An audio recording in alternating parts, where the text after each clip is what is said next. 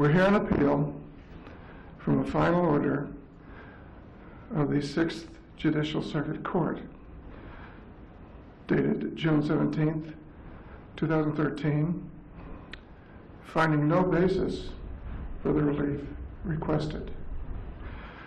We're here in addition to argue and to report a crime in progress in your hearing and in your sight. Violations of Florida Statute 86509 and 81734, the Florida Communications Fraud Act. These attorneys to my left, I'll identify them: David Eastman, Carol Gronzik, co-counsel, on numerous occasions filed pleadings, motions, other submissions, made appearances using multiple fraudulent, fictitious names.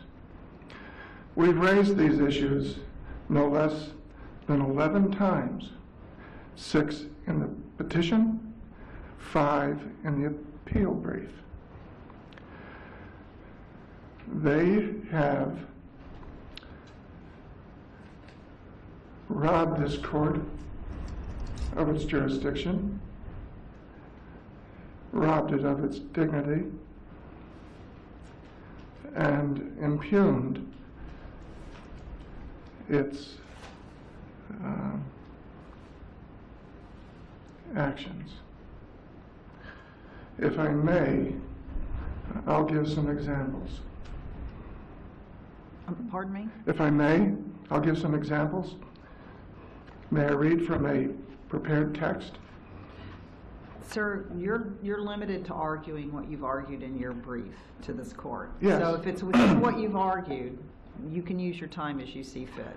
It's, I think the court is bound by its oath and the strictures of common law when a crime is committed in their presence, as is being done here by the appearance of these two attorneys, that the court has to take an action.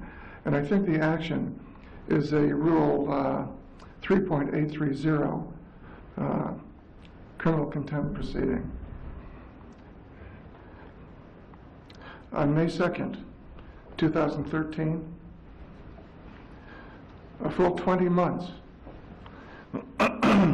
after its October 2011 conversion, co-counsel Eastman and Gronzik nevertheless made their appearance in the 6th Judicial Circuit Court for purported respondent Southport Associates 1 LLLP, DBA Southport Springs.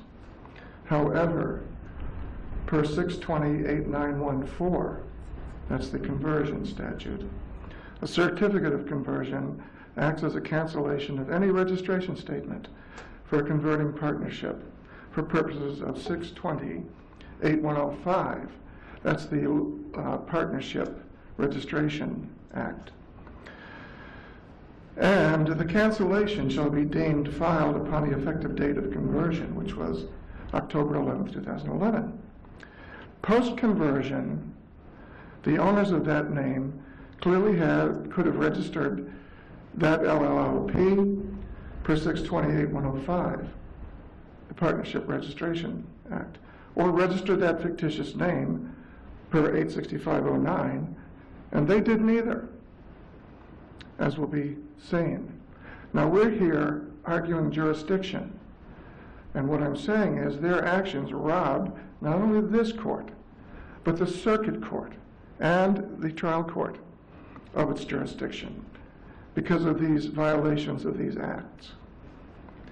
On June 17th, the final order of the 6th Judicial Circuit, however, was then shown to be styled Southport Association, not Associates, 1 LLP as respondent, with no DBA attached. Attorneys and co-counsel Eastman and Gronzik next filed their October 7th motion to dismiss in this court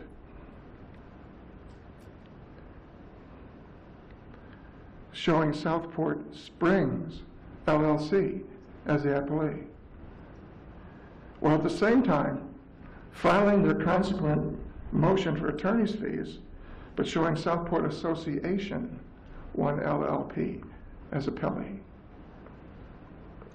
Over 2 months later, on December 31st, 2013, attorneys Eastman and Gromzik then filed their appellee's answer brief in this court, once again showing Southport Springs LLC as appellee. And on January 10th, 2014, they then submitted a notice of filing in this court, again showing Southport Springs LLC.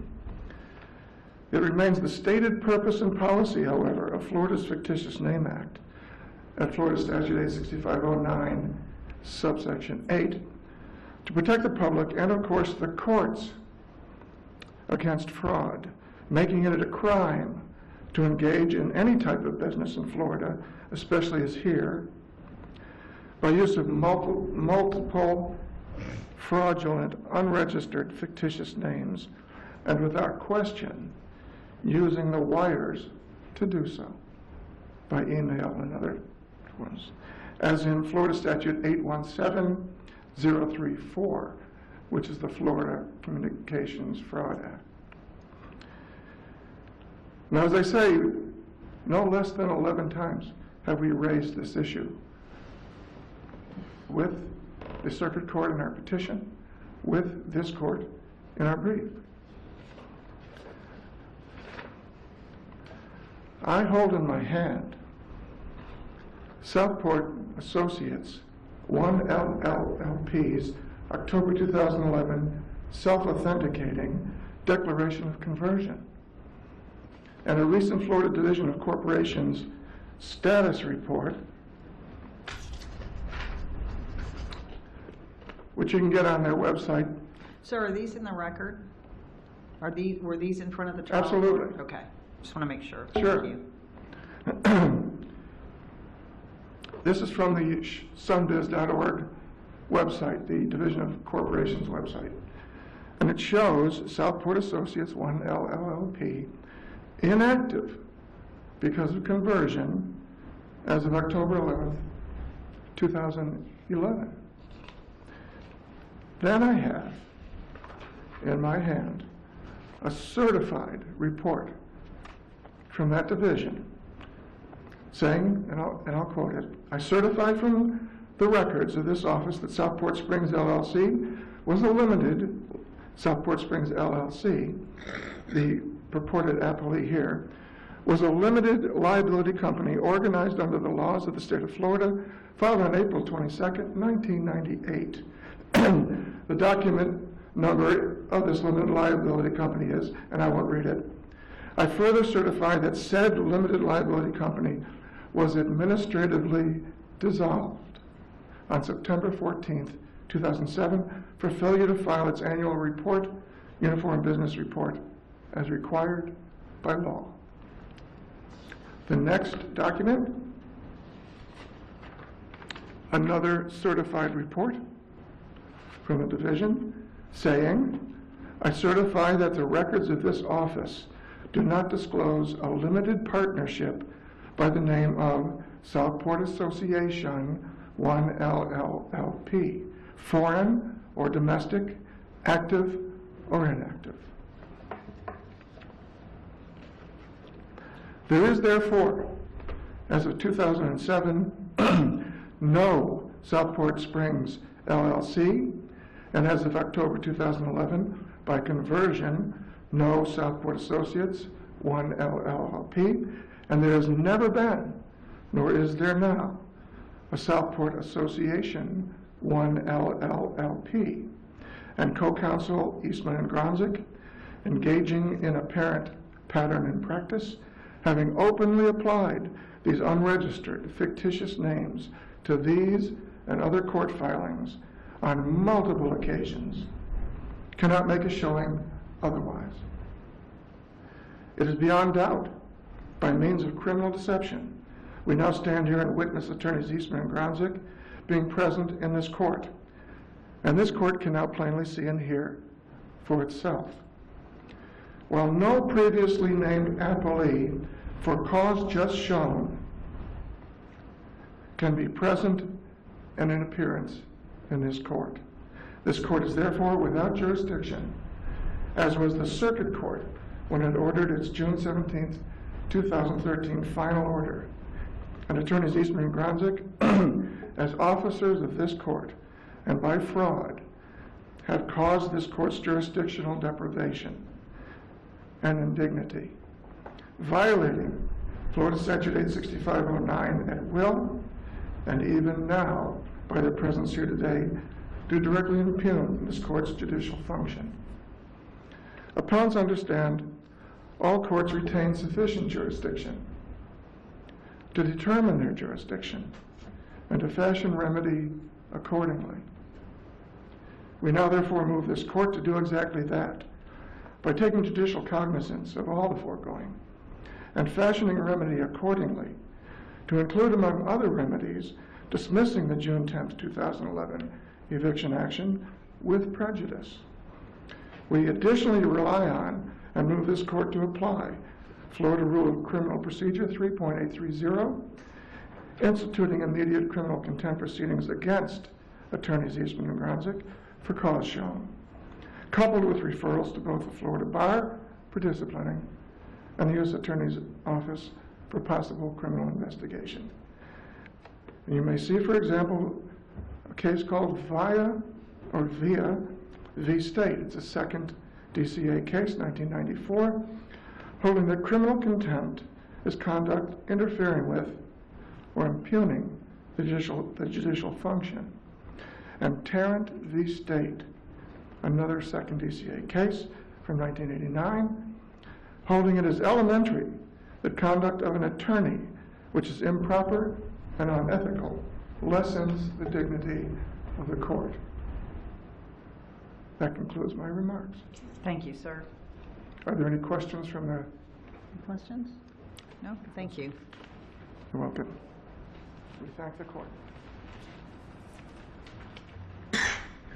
And please the court, my name is David Eastman with the firm of Lutz, Bobo, Telfair, Eastman, Gable, and Lee, here representing Southport Associates 1 LLLP, the initial plaintiff in this case. This case is an eviction action brought against the Mummies for failure to pay rent on a lot in a mobile home park. The entity that owned the property at that time, Southport Associates 1 LLLP, a 3LP or limited liability, limited partnership, brought the action. They had a fictitious name at that time under the business name Southport Springs. They proceeded against Mr. Mummy on eviction. Mr. Mummy answered, raised affirmative defenses. The action was filed in June of 2011. In October of 2011, pursuant to refinancing of the property, a new entity was created, which is Southport Springs Park LLC, a Delaware limited liability company. There was a conversion from the 3LP, the converting entity, to the LLC. That's recorded in the Secretary of State's office. The Delaware entity was approved by Delaware, and the recordation of that conversion was recorded with the Secretary of State in Florida. I believe Mr. Mummy has, in his brief, has asserted that there is no appropriate entity suing him for eviction. And he's asserting that that conversion somehow divests the court of jurisdiction because the entity that brought the action, the converting entity, the 3LP entity, became an LLC and therefore no longer could prosecute that action. The statute on conversion, 620.8915, is very clear that any action pending at the time of the conversion continues in the name of the converting entity, the 3LP, and can be prosecuted by the converted to entity, the Delaware LLC in this case. Mr. Mummy has continuously asserted that that is just not the case. And he brought this action as a petition for all writs before the circuit court in Pasco County and asserted that there was no appropriate entity bringing the action, that because of that there was no jurisdiction of the court. The Circuit Court in Pasco County, a 3-judge panel, reviewed that claim and dismissed the petition. And that's what we're here on appeal about.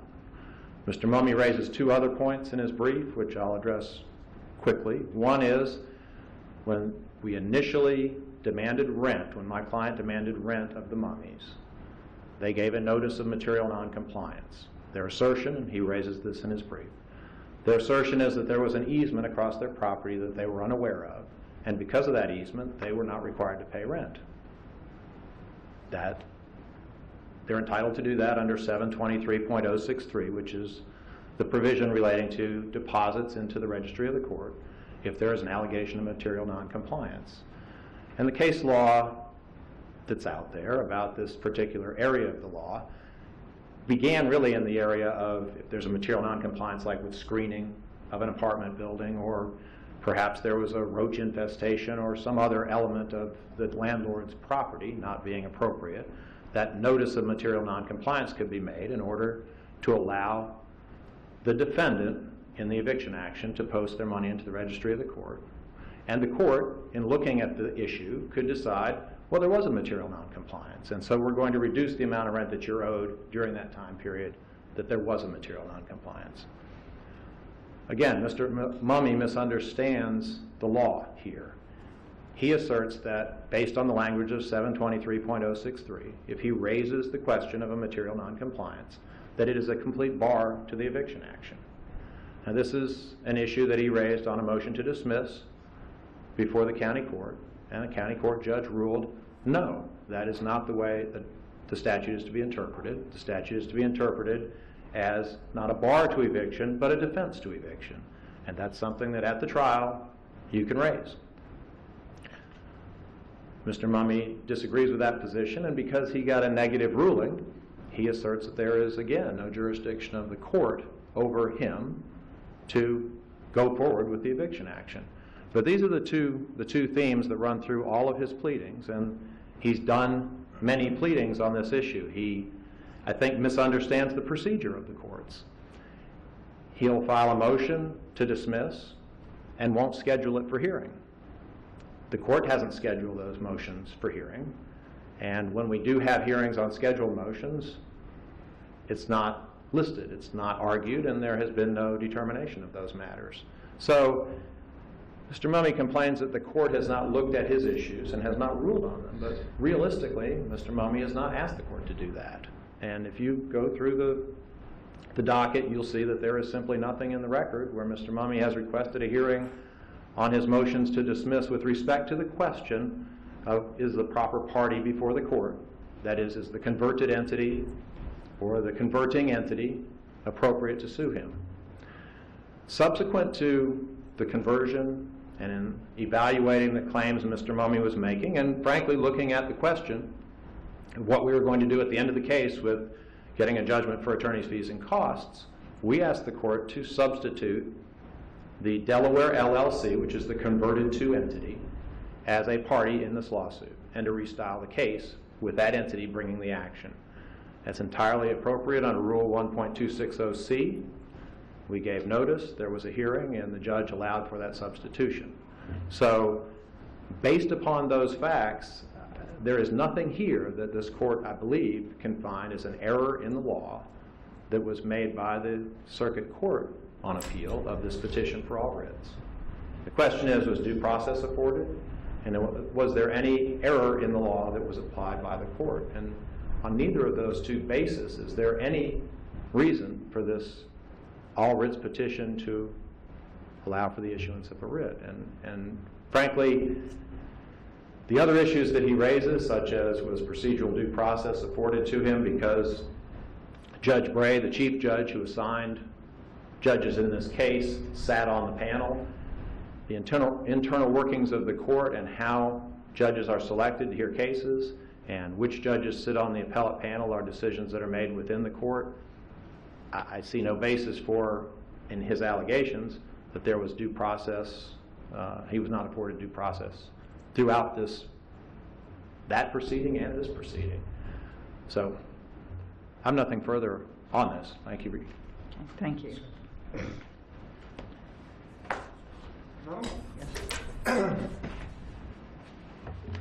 Thank you, Your Honors.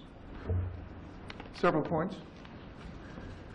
There's never been a hearing on rent because they never set one. If they wanted their rents, they would have set the hearing 3 years ago. They brought the action, they would have set the hearing. They never have.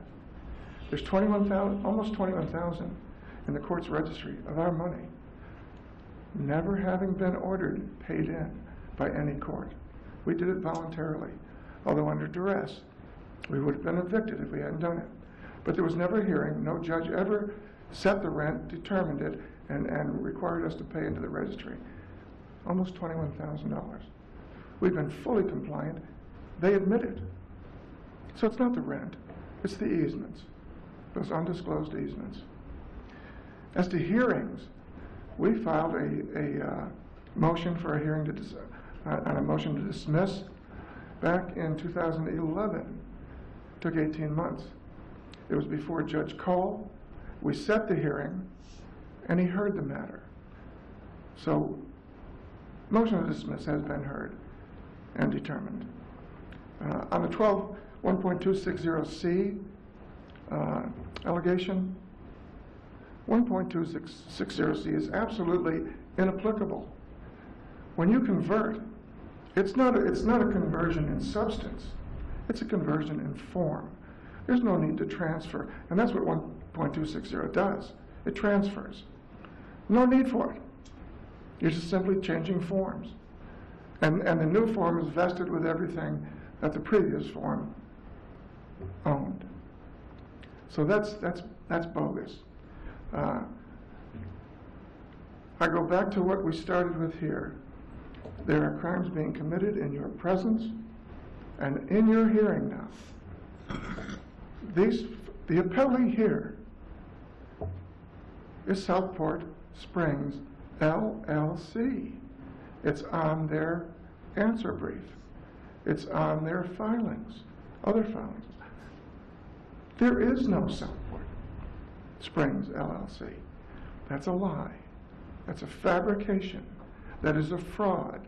That is a violation of 869.05, the Fictitious Names Act, which is criminal. And it's a violation of 817034, the Florida Communications Fraud Act. Because they did all their filings by wire. This is serious business. And you're a witness to it. This panel, as am I. They've done this. It's before you. And I think now, because of the oath you swore and the strictures of common law, you are bound to take this matter up in a 3.830 session for criminal contempt. Bound to do that. All this other business goes away. This is primary. And because of it, we have suffered for 3 years with simulated legal process in the trial court. There was no basis for that complaint. They knew it when they filed it. We never failed to pay rent. We're 70 years old, married 46 years. We never failed to pay a bill on time, ever. And the proof of it is there's almost 21,000 in that court's registry. So that's bogus. That argument just doesn't wash. It's the easements, those fraudulent easements. Those things are clouds on the title to their property that they borrowed millions against and never told the lender. Never. They got their loan. Sir, you're at the end of your time. You need to wrap up, please. We want the eviction action dismissed with prejudice. We want our attorney's fees and costs. We want our rent monies returned to us. We want the scandalous and impertinent language in the stylings in the lower court that say all unknown, unauthorized occupants stricken, and we want these attorneys referred to the bar for disciplining and the U.S. Attorney's Office for possible criminal investigation. We thank the